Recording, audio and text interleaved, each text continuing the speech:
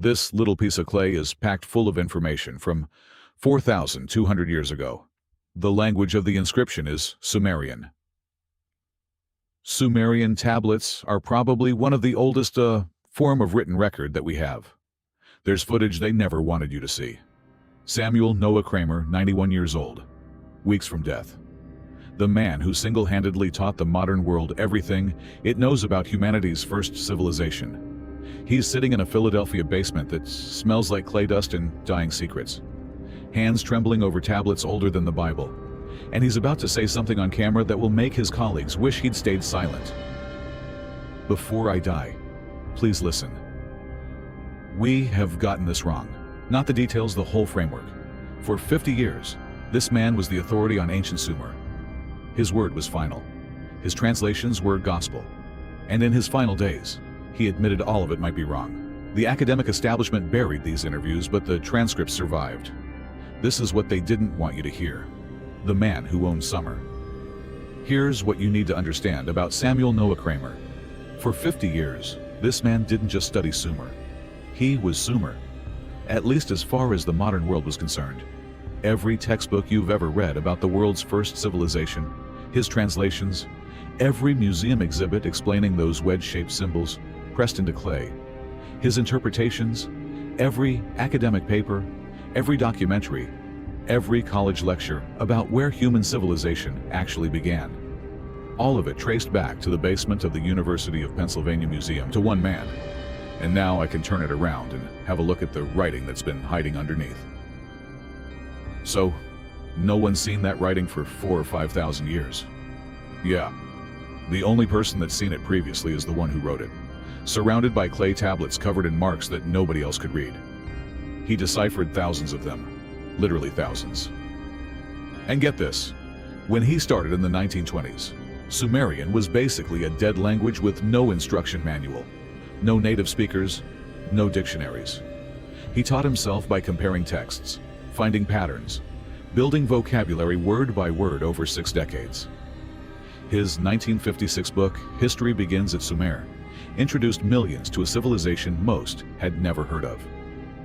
The first recorded love song, the first legal code, the first school system. Every time archaeologists dug up new tablets anywhere in the world, they shipped them to Kramer. He was the authority, the final word, the bridge between the modern world and humanity's deepest past. If you're as obsessed with what ancient civilizations knew that we've forgotten, subscribe now, because what Kramer discovered in his final years will fundamentally change how you see human history. So, here's a man at the absolute peak of his field. Honorary degrees from universities worldwide, his translations in every textbook. Students across the globe learning ancient history from his words.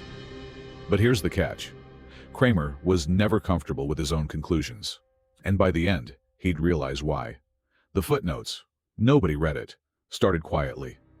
So quietly that almost nobody noticed. If you went back to Kramer's academic papers from the 1960s and 70s, I mean really read them, not just skim, you'd find something strange buried in the footnotes. Astronomical references, a moon, a star, various symbols which even could be symbolized as a wristwatch, technology being used 6,000 years ago. Little aids almost whispered a particular word, has no exact English equivalent. A concept is difficult to render in modern terms. Certain passages have meaning that remains obscure. Seemed like normal, scholarly caution, right? Every translator acknowledges difficulties. But here's the deal. The footnotes became more frequent over the years and more troubled. By the 1980s, Kramer wrote something that should have set off alarm bells. The more I study these texts, the less certain I become about their true meaning.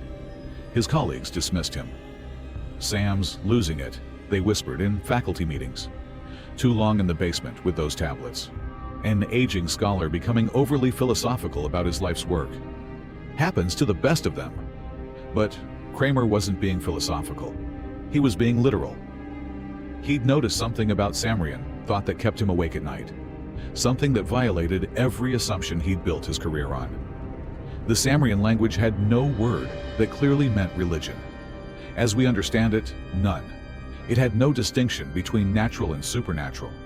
It had no concept of miracle. Know why? because it had no baseline of normal for miracles to violate. The Sumerians didn't separate sacred from secular, spiritual from material. These categories, they didn't exist, not for them. And that word we translate as God, basically it means something closer to great power, or cosmic principle. And that word we translate as God, basically it means something closer to great power, or cosmic principle. It wasn't clear the Sumerians worshipped these entities the way later cultures worship gods. It wasn't even clear they thought of them as beings in any sense we'd recognize. In a 1987 interview, Kramer said something that should have made international headlines. When I translate a Sumerian text about the creation of the world, I use English words like creation and world. But I am no longer convinced the Sumerians had anything like our concept of creation or our concept of world. I think they might have been describing something completely different. He paused. The interviewer said his eyes looked haunted. And I have spent 50 years putting their thoughts into categories they would not have recognized. But the real crisis, it wasn't the footnotes. It wasn't the growing doubt. It was a single tablet, one he translated 40 years earlier, one that was about to break him, the tablet that broke him. This is where it gets crazy. The tablet came from Nippur, ancient city, dated to around 2100 BCE, found decades earlier, sitting in the Penn Museum collection. They've been translated, and they tell exciting stories about how gods intermingled with human beings and actually had a hand in the creation of human beings. Kramer had published his translation back in 1949. The text appeared to be a dialogue between a human and a god, discussing the nature of knowledge and the origin of civilization. In his version, the god explains how the gods granted civilization to humanity as a gift. It fit perfectly with the established narrative. The Sumerians believed civilization came from the gods, just like the Egyptians, the Greeks, every ancient culture. Case closed, translation published, moved on. But that tablet kept nagging at him. 40 years of something feeling wrong that he couldn't name. In 1988, 91 years old, Kramer returned to it one final time. His assistant said he sat in that basement for 3 hours, just staring, turning the clay over in his spotted hands, the dust catching in his wrinkles, trying to forget his own translation, trying to see what the original Sumerian actually said, instead of what he'd assumed it must say. And then he stopped breathing. The color drained from his face. For 3 full minutes, he didn't move. His assistant asked if he needed a doctor. Kramer looked up, and his voice was barely a whisper. I've had it wrong, all of it, for 40 years. Here's what he discovered. The word he translated as gift. It could also mean awakening or remembering. The word he translated as human. It could mean sleeping one or unaware one. The word he translated as God. It could mean fully conscious one or aware power. You see what this means? Reread with these alternative meanings. The tablet wasn't saying the gods gave civilization to primitive humans. It was saying civilization emerged when humans awakened to capacities they already possessed. That what we call gods might have been the Sumerians' way of describing states of consciousness, modes of awareness, things we no longer access or understand. This wasn't a small reinterpretation. This turned the entire text, and potentially every text like it, completely inside out. Kramer showed it to his colleagues. Dr. William Hallow at Yale, a man who'd spent 40 years building on Kramer's translations, reportedly went pale when he read the new interpretation. Sam, this would invalidate everything. My books, my students' dissertations, all of it. Dr. Miguel Seville at Chicago was blundered her. You need to rest, Sam. This isn't scholarship anymore. This is a breakdown. But Kramer couldn't let it go, because once he saw it, he couldn't unsee it. He went back through his major translations, all the work that had made his reputation. Text after text after text, and in every single one, he found the same problem. He'd imposed modern categories onto Sumerian thought. He'd made assumptions about what the text must mean based on what made sense to a 20th century academic mind. But the real shock wasn't what the tablet said. It was what Kramer realized about every translation he'd ever published. The consciousness collapse. In those final interviews, the ones they never wanted you to see, Kramer tried to articulate what he believed we'd been missing for a century. It's not that simple though, because here's what he admitted. He couldn't fully explain it. He was trapped in the same modern consciousness that created the problem in the first place, but he tried. He pointed to Sumeri used by in mathematics. The SE60 seems random to us. We use base 10 because we have 10 fingers. Obvious, right? But 60 divisible by 2, 3, 4, 5, 6, 10, 12, 15, 20, and 30. Mathematically elegant in ways base 10 can't touch. Standard interpretation. Clever mathematicians noticed useful properties. Kramer's interpretation. What if base 60 wasn't a choice? What if it reflected how they actually perceived numerical relationships? What if their consciousness structured quantity differently than ours? He pointed to their astronomy. They tracked planetary movements with insane precision. Star charts accurate for millennia. Knowledge about planetary cycles that Europeans didn't rediscover until the Renaissance. Standard interpretation, patient observers. Kramer's interpretation. What if they weren't just observing? What if they were perceiving these patterns more directly? He pointed to their technology. Irrigation systems of stunning sophistication. Massive ziggurats, metallurgy, agriculture, urban planning, all appearing seemingly from nowhere around 4,500 BCE. And get this, the tablets describing gods granting knowledge. What if those weren't religious myths at all? What if they were describing sudden cognitive shifts that made certain technologies immediately obvious? But here's where it gets really dark. Kramer started looking at what happened to Sumer itself.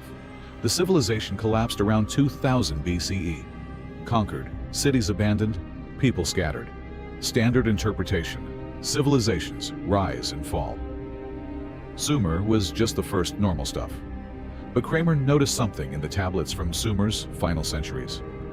Later texts were different, not just in content, in the quality of thought they represented. More concrete, more practical, less concerned with cosmic principles. It was like the civilization wasn't just politically collapsing, it was cognitively declining.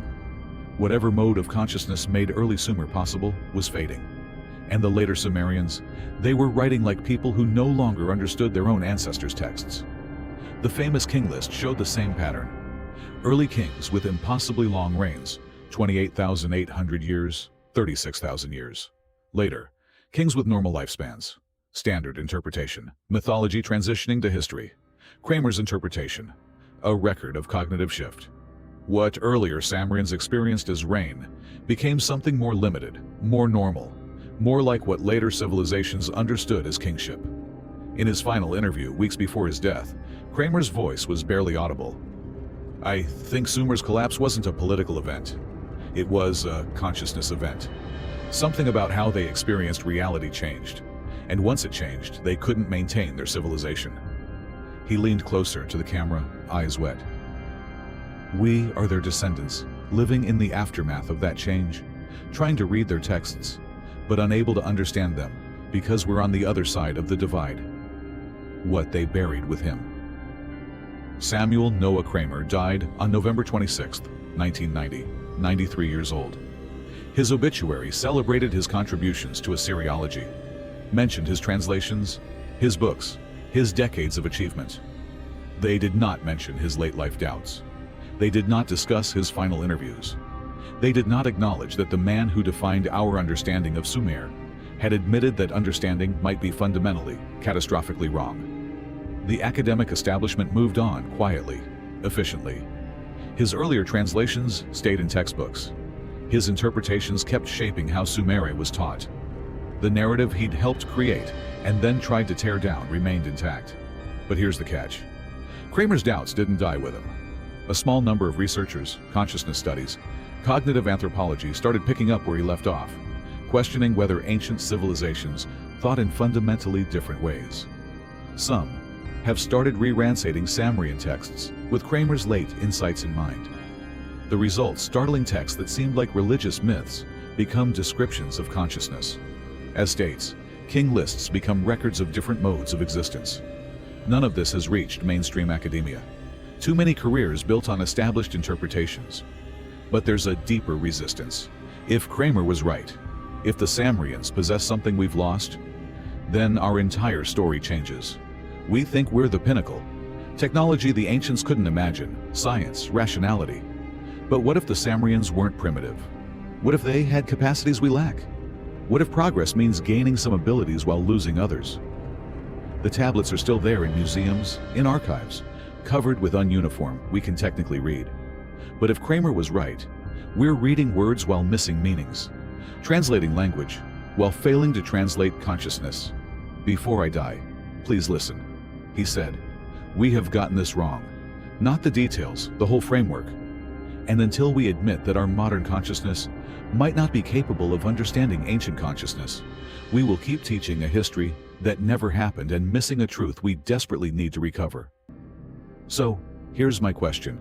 Do you think we've lost something our ancestors had, or was Kramer simply wrong? Drop your theory in the comments. And if you want more forbidden history that the academic establishment doesn't want you to see, smash that like button and subscribe. See you in the next one.